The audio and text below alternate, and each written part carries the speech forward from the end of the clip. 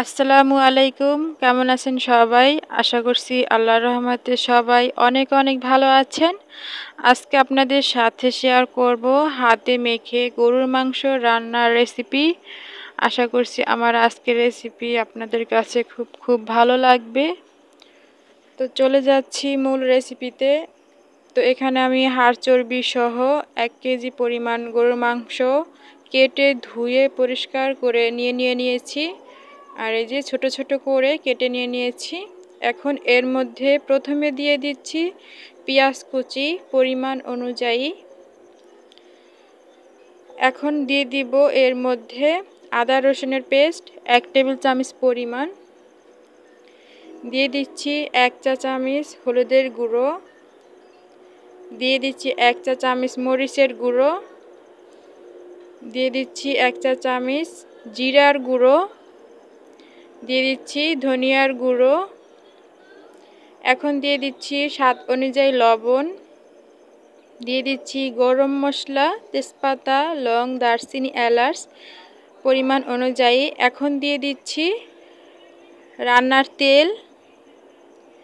তো এখন আমি হাত দিয়ে খুব ভালোভাবে প্রথমেই মশলা, পেঁয়াজ এগুলো খুব ভালোভাবে কষলিয়ে মাখিয়ে নিব। আর হাতে মাখানো যে কোনো রান্নাই কিন্তু খেতে খুবই মজার হয়। তো এখন আমি এই যে সব কিছু উপকরণ একসাথে মাখিয়ে নিয়ে এবং এই যে মাংসের সাথে আবারও ভালোভাবে মাখিয়ে নিচ্ছি। আর গরু মাংস হাতে মেখে রান্নাটা কিন্তু অন্যরকম একটা স্বাদ। আমি বেশিরভাগই হাতে মেখেই গরুর মাংসটা রান্না করে থাকি, তাই আপনাদের সাথে শেয়ার করে নিলাম। তো এই যে খুব ভালোভাবে কিন্তু আমি মাখিয়ে নিয়েছি। এই পর্যায়ে অনেকটাই যে মাখানো হয়ে গিয়েছে। তো এখন আমি এই যে চারপাশ থেকে খুব ভালোভাবে মিশিয়ে নিয়ে সুন্দর করে এই যে এখন এই পর্যায়ে আমি এখন একটা ঢাকনা দিয়ে ঢেকে চুলায় বসিয়ে দিব। এরপরে ফিরে আসছি এটা বলক আসার পর। তো ঢাকনা তুলে দেখাচ্ছি, দেখুন এই যে বলক চলে আসছে আর অনেকটাই কিন্তু মাংস থেকে পানিও বেরিয়েছে। তো এখন আমি একটু নাড়ে চেড়ে মিশিয়ে দিচ্ছি যাতে নিচে না লেগে যায়। তো এভাবে আমি কিছুক্ষণ নেড়ে চেড়ে আবারও ঢাকনা দিয়ে ঢেকে রান্না করব বেশ কিছুক্ষণ। তো আবার এই পর্যায়ে আবার ঢাকনা দিয়ে ঢেকে দিচ্ছি।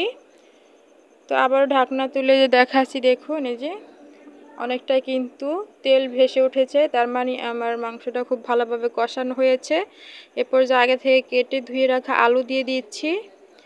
তো আলু দিয়ে আবারও খুব ভালোভাবে নেড়ে চেড়ে মিশিয়ে ঢাকনা দিয়ে ঢেকে আবারও বেশ কিছুক্ষণ আমি কষিয়ে নিব। তো এই তো আবারও একটা ঢাকনা দিয়ে ঢেকে দিচ্ছি। আর এই তো কষানো কিন্তু হয়ে গিয়েছে। এই পর্যায়ে আমি পানি অ্যাড করে দিচ্ছি। তো পরিমাণ অনুযায়ী পানিটা দিয়ে দিবেন, যে যেমন ঝোল অনুযায়ী রেখে দিবেন। তো এই তো ঝোলটা দিয়ে আমি কিন্তু একটু নেড়ে চেড়ে মিশিয়ে আবারও কিছুক্ষণ আমি রান্না করে নিব। আর এই তো এর মধ্যে যে বলক চলে আসছে।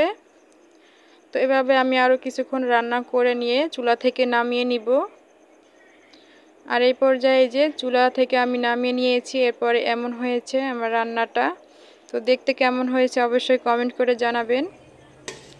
আর এই ঝোলটা দিয়ে রুটি, পরোটা, ভাত যে কোনো কিছুর সাথে কিন্তু খেতে খুব মজার।